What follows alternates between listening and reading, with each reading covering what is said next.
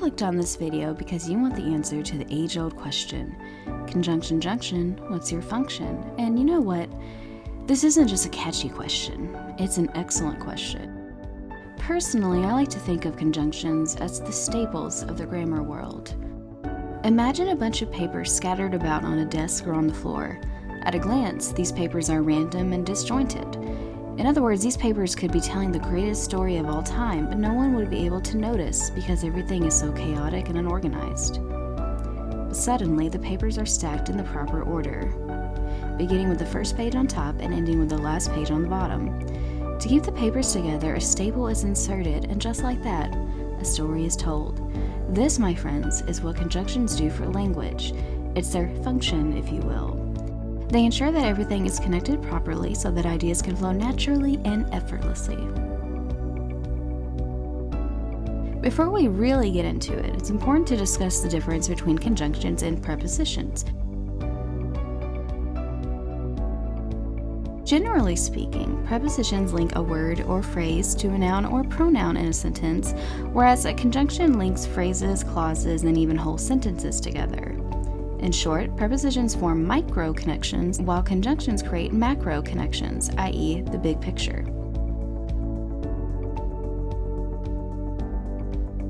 There are three types of conjunctions: coordinating, subordinating, and correlative.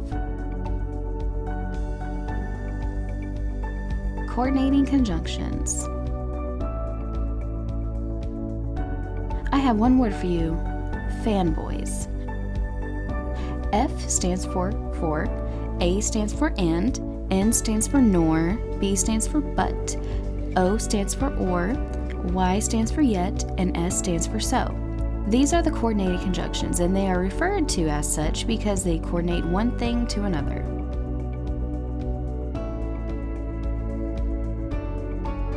Often they are used to connect one independent clause to another one. Keep in mind that an independent clause and a complete sentence are exactly the same thing. The key of coordinated conjunctions is choosing the correct one for the situation. Let's discuss each of the coordinated conjunctions using examples. For. Ironically, for isn't used very often in everyday conversation, despite being the first letter in fanboys. That being said, using for as a conjunction will make you sound like you just came out of a Shakespearean tale. So if you want to sound fancy, I would highly recommend incorporating this conjunction into your conversations whenever possible. Use for as your coordinated conjunction when expressing a cause and effect relationship between two concepts. She was sobbing for her boyfriend of 10 years broke up with her over text. What's the effect? Yep, tears and lots of them. What's the cause? A boy, not a man, ended a long-term relationship with a lovely woman in the most inconsiderate manner possible. Note the following two things. If you didn't want to sound as posh, you could easily replace for with because and still convey the same message. Don't fret, for we will get to the conjunction because later.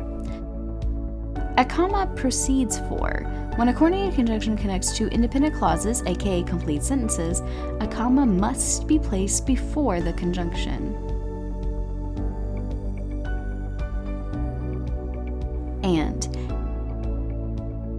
And links closely related ideas together, demonstrating an equal relationship between concepts.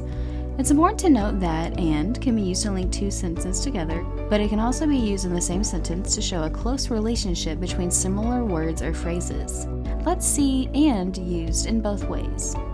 I love singing and dancing. Although singing and dancing are not the same, they are still both forms of artistic expression that I love. By using and, I am linking singing and dancing together and implying that I love both of these things equally.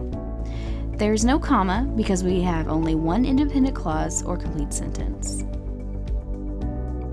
I love singing and I love dancing. Here we are expressing the same idea but in a different way. This time we have two separate independent clauses. I love singing, I love dancing. See, we could technically leave these two concepts separated without the conjunction and, like so. I love singing, I love dancing. However, the two sentences feel distant and the first sentence does not naturally flow into the next one, and we don't like that. But this is why we have coordinating conjunctions. By simply adding the word "and" in between, we create a lovely flow between the sentences, which greatly pleases us. Nor. I don't love you, nor do I like you. Nor is a fun coordinated conjunction because it connects two related negative concepts. In other words, nor gives us a way to quickly negate two things in one fell swoop. Typically, the first independent clause will contain not, while the second clause will be in the form of a question. Once again, however, nor can also be used to negate two things in the same independent clause. I don't love nor like you.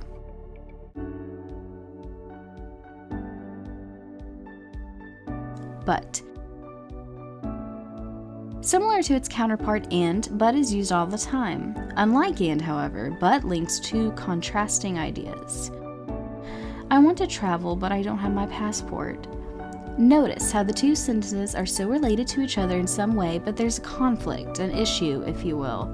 I want to travel, but there's something preventing me from doing so. Like and nor, but can also be used in one clause, no comma required. My father is strict but loving. Strict and loving are two adjectives that have a contrasting nature, which is why but is used rather than and.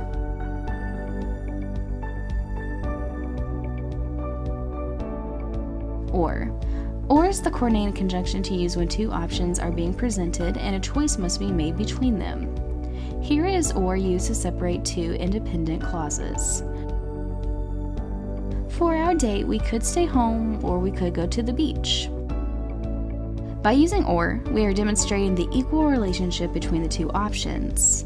Both options are possible. It just depends on the mood of the individual or individuals making the final decision. Here is or used to separate two nouns. Do you prefer vanilla or chocolate? When choosing an ice cream flavor, a tough decision must be made, one that could alter time and space as we know it. Of course, this is a bit of an exaggeration, but you get the point. Sometimes it's hard to pick between two tasty options, but you can't have both. You can have only one.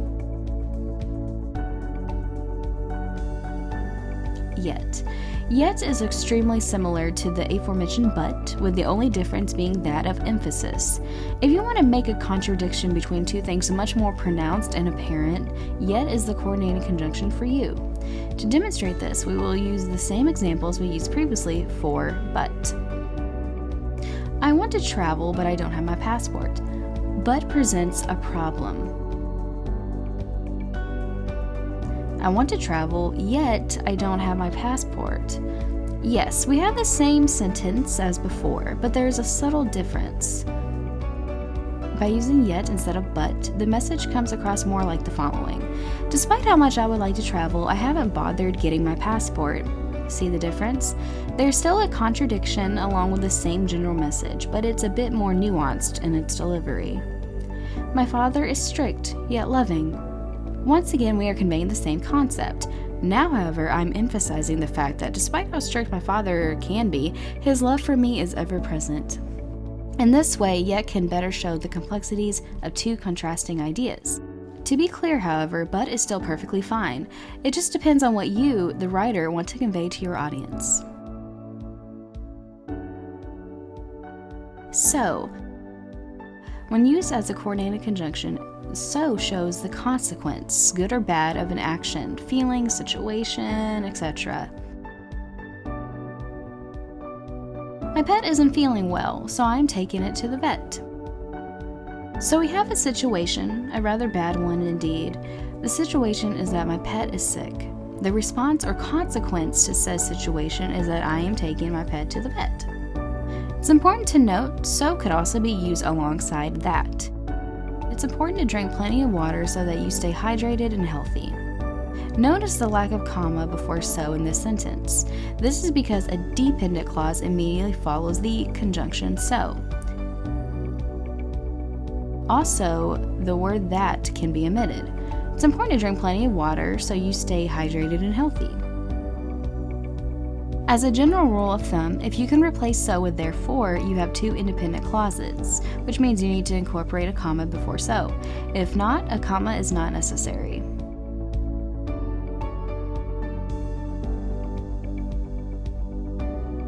Subordinating conjunctions. Unlike coordinating conjunctions, which frequently link an independent clause to another independent clause, subordinating conjunctions connect one independent clause to a dependent clause, aka subordinate clause.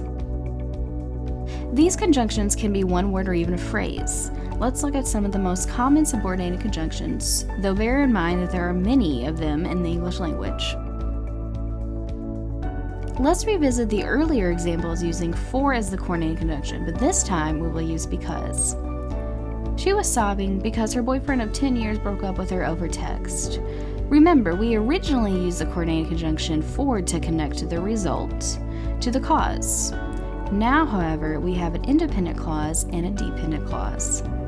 Before we continue, let's compare and contrast independent and dependent clauses. Both types of clauses contain a subject and a verb. This, my friends, is what makes a clause a clause. However, the key difference between the two is that an independent clause expresses a complete idea or thought. It can stand on its own. It doesn't need anything else to make sense, hence the whole independence thing. A dependent clause, however, cannot stand on its own. It needs the aid of an independent clause, hence the whole dependence thing. With all that said, what is the independent clause in our example? She was sobbing. We have our subject.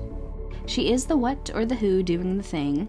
We have our verb, sobbing. Sobbing is an action and therefore a verb. Finally, we have a complete thought.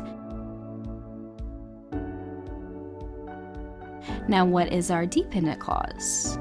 Because her boyfriend of 10 years broke up with her over text. We have a subject, her boyfriend. Her boyfriend is the one who caused the tears, after all. Additionally, we have a verb, broke up. Broke up is the action being done by a pathetic subject. However, don't you get the sense that something is missing, like the sentence is incomplete in some way? This is what makes a dependent clause. We have a subject and a verb, but there is stuff missing. In short, we have an incomplete sentence that needs help. Note that dependent clauses begin with some sort of subordinating conjunction. It's also important to note that when a dependent clause comes after an independent clause, a comma does not precede the dependent clause. This is because the dependent clause cannot be separated from the independent clause. If, however, the dependent clause comes before the independent clause, there needs to be a comma after the dependent clause. Because her boyfriend of 10 years broke up with her over text, she was sobbing. The comma is needed to signal the fact that the dependent clause is not grammatically necessary.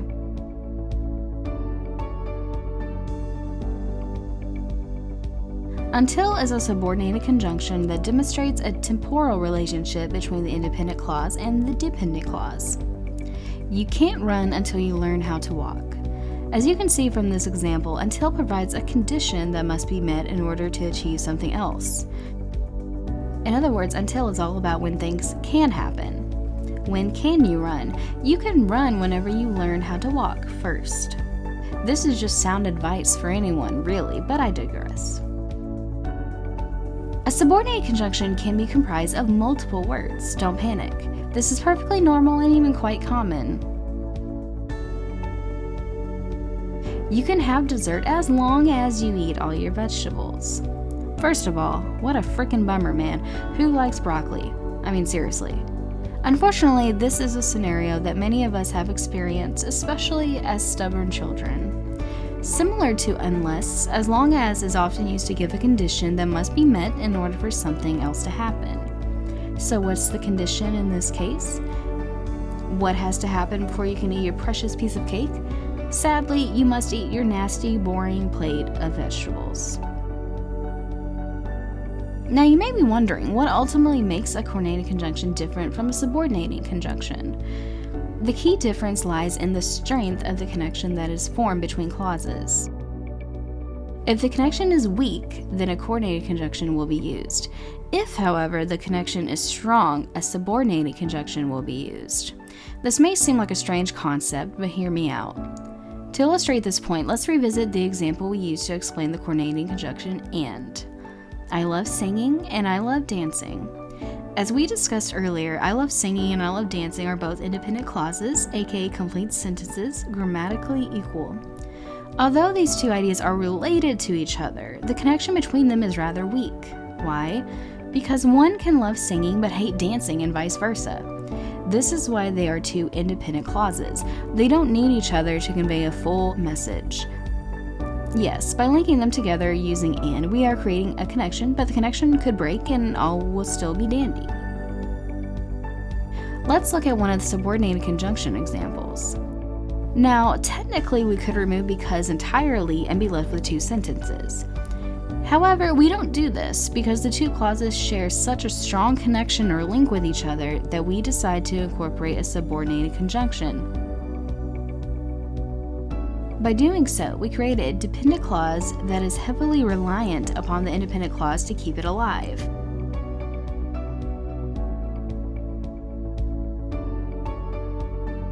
Correlative conjunctions.